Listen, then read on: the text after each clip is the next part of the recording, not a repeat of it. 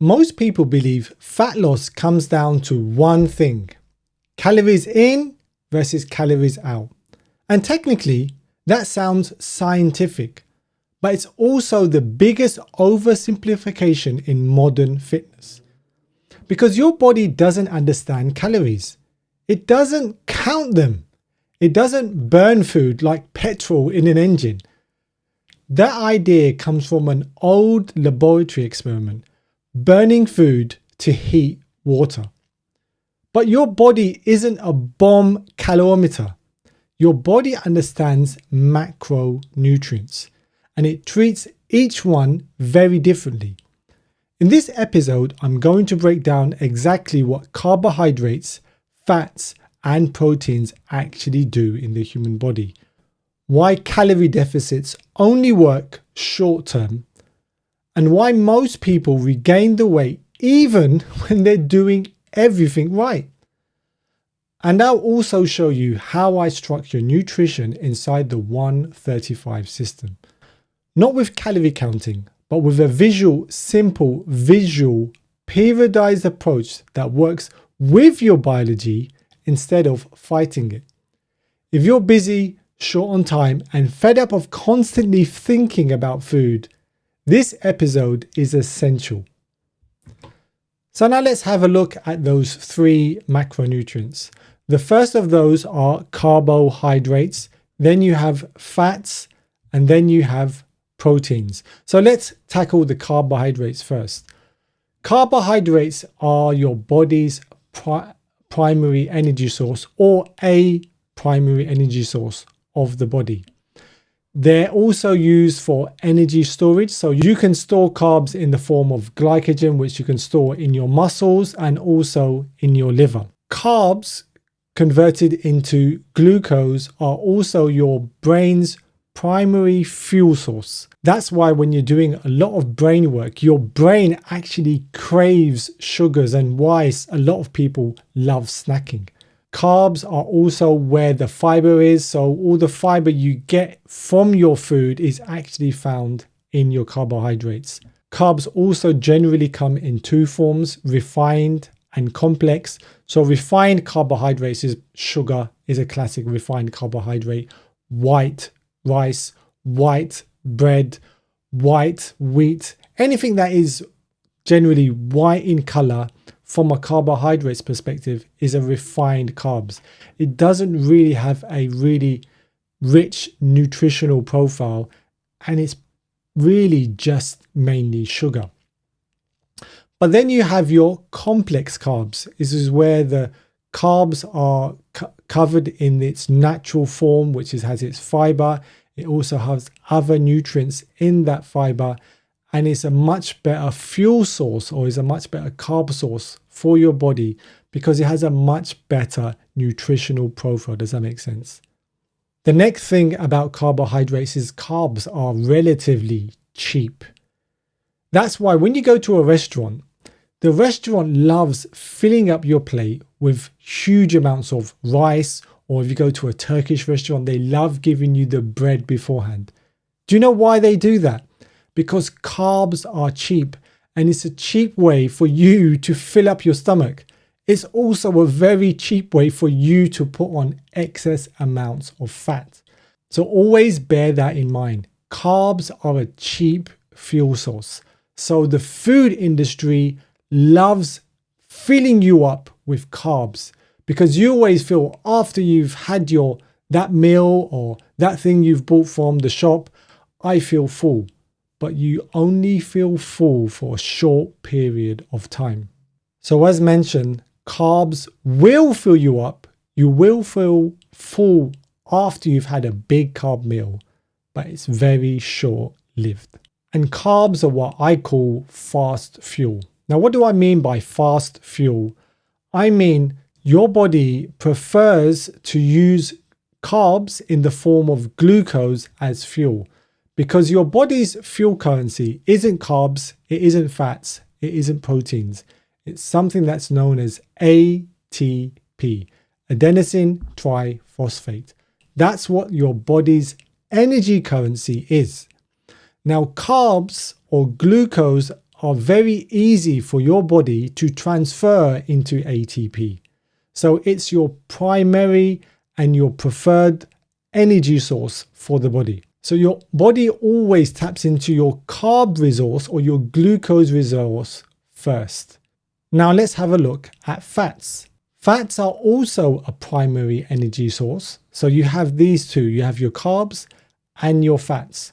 As mentioned, your body likes to tap into your carbs and glucose first because it's much easier and quicker to transfer into ATP. But fats are also an energy source that can also turn into ATP, but it takes a lot longer to do that. So your body only uses or prefers to use fats as an energy source for those slower type of activities like walking, like sitting, like everyday activities you do all the time, which doesn't require instant amount of energy or instant amount of force. Does that make sense? Fats are also used for energy storage, but unlike carbs, which are stored in the body as glycogen, the storage for glycogen is very limited. It's stored in your muscles and it's stored in your liver, and there's limited space for that. The beauty of this actually though, the bigger your muscles are, the more glycogen it can store, which means the more of the carbs that you're having can actually be stored away. That's one of the beautiful benefits of having bigger muscles. Now with fats, the storage for fats, as you probably can tell, is much larger. You store your fats in your fat cells. Now fat cells can just increase and increase and increase. You don't increase the number of your fat cells. What you actually increase is the size of your fat cells. And as you see in modern society, we have a lot of overweight people. So the fat cells can just constantly keep increasing in size, which means the storage for that fat is much larger than your carbs. Now, what the other thing is, your carbs can be stored as glucose in the form of glycogen in your muscles and your liver, but carbs can also be converted into fat to be also stored in your fat cells. So your body has a much greater storage of fat than it does for carbs. Another important factor about fats is that its energy per gram of fat is actually twice the density of carbs. So for example, if you've got 10 grams of carbs, 10 grams of fats will give you twice the amount of energy of that 10 grams of carbs.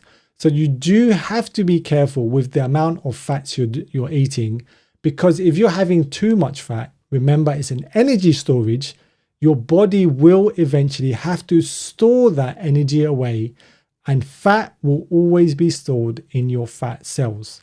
So you do need to make sure you have a cap on how much fat you're having every day.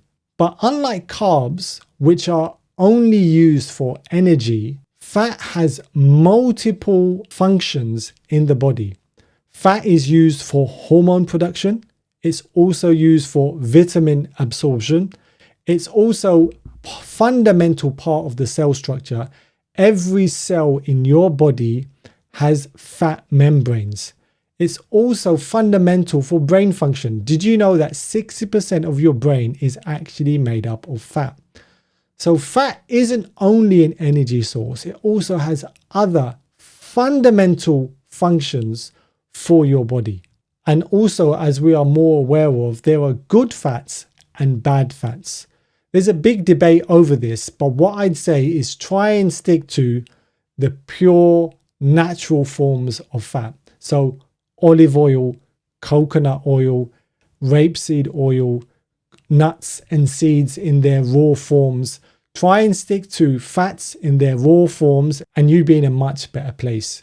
Looking at fats that are highly processed, deep fried oils, deep fried foods, try and stay away from those and more towards the raw natural forms of fats, which are fundamental for your body and are fundamental for a healthy lifestyle.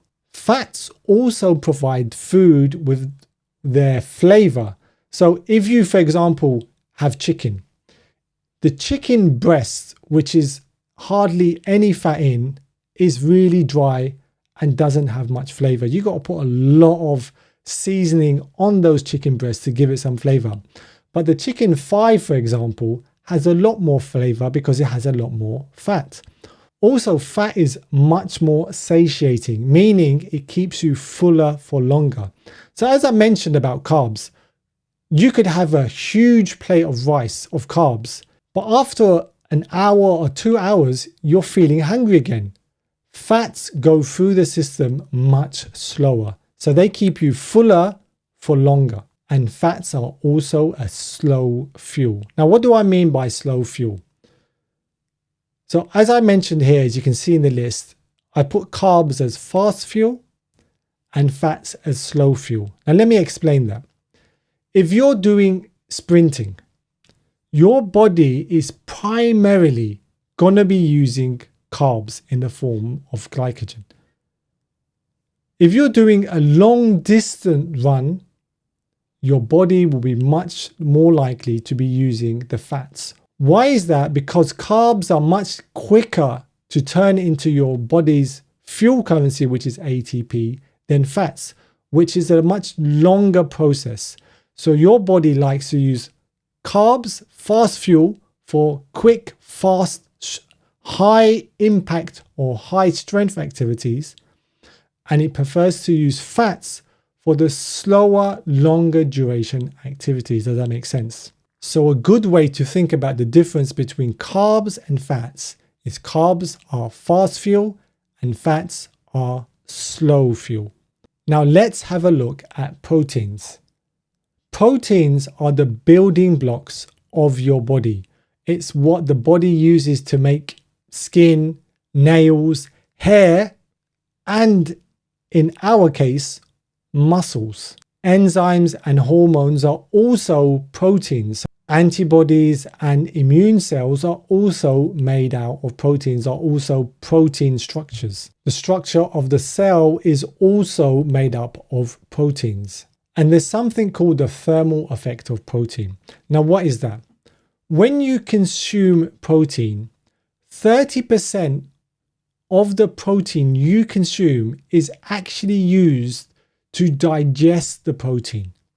So it takes a lot of energy to actually eat protein. So when you eat meats or when you eat foods high in protein, a lot of energy is taken in actually digesting that protein. And what that means in practical terms is that when you're eating a high protein diet, you're actually burning energy to eat that high protein diet. But you also need to look at the quality of the protein. So you could get high processed protein, or you can get protein which is much more natural to the source. Always try and go for the higher quality protein. And here's the fundamental important point. Protein is a last resort energy. Your body can use protein as energy, but only as a last resort. So here's where the whole calorie thing goes up in the air. Proteins have a calorie count. Fat has a calorie count. Carbs have a calorie count.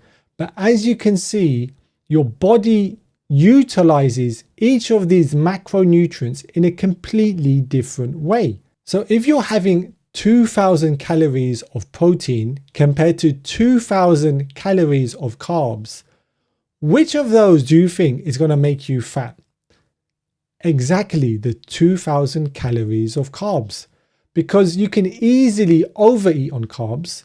And if you do overeat your carbs, it's very likely that your body will be storing those excess carbs in your fat cells. Whereas protein, the body can't store excess protein as energy. It doesn't go into your fat cells. It doesn't go into your glycogen stores. If the body doesn't find use for that protein after a period of time, you simply will just wee it out. By the way, if this is already changing how you think about food, make sure you're subscribed. This episode builds directly on previous videos where I explain why muscle building must come first, why fat loss is about fuel selection, not cardio, and why once weekly training changes how your body responds to food. This channel is structured like a system, not random tips. Each episode unlocks the next. Now let's have a look how in the 135 body system, rather than calorie counting, I work on structuring the macronutrients. So what I do in the 135 body system is give my 135 crew members a simple plate structure to structure their carbs and their proteins according to the right amount that they need to be having in the right phase of the week.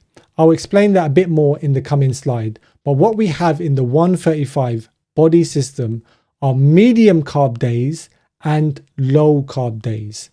With the medium carb days, you're having a bit more of those starchy carbs, and your protein level is always going to be high because the whole point of the 135 body system is to put on muscle and to burn fat and make you stronger. So a high protein level is always going to be important.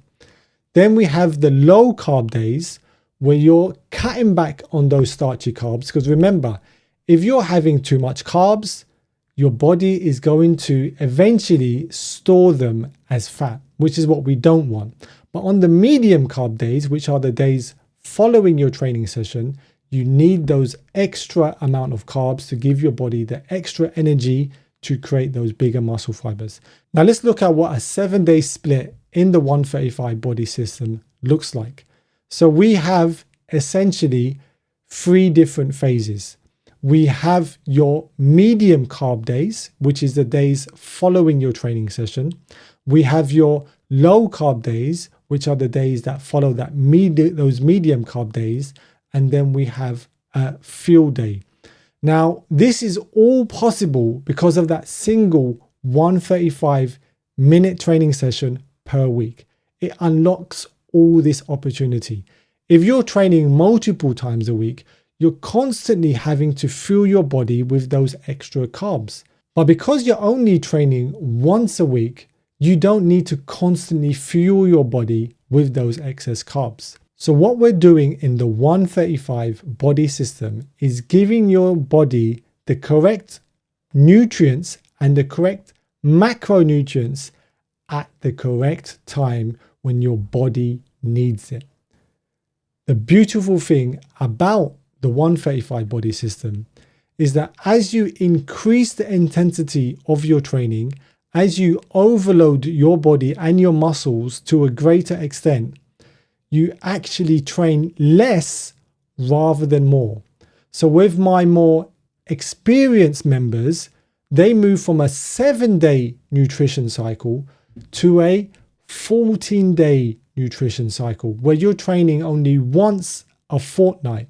And this is what that nutrition plan looks like with some of the foods that I actually eat in my day-to-day following this 14-day nutrition plan. And the results me and my 135 senior members are getting are unbelievable.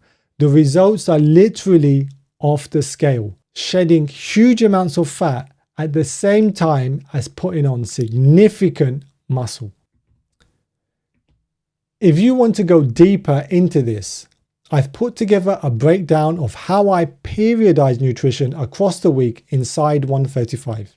It shows how macros change depending on training, recovery, and fat burning phases, how the 7-day split and 14-day splits work, and how to stop obsessing over numbers while staying in control. That's not on YouTube. You can get access by joining my email list. The link is in the description. No spam, no calorie targets, just a system. And I'd love to hear from you. What have you been taught about calories that never quite worked long term? Drop it in the comments. The biggest mistake people make with nutrition isn't the wrong foods. It's trying to force the body to behave like a spreadsheet. Your body adapts, it defends, and it always prioritizes survival over aesthetics. When you understand macronutrients, not just calories, you stop fighting your biology and start directing it.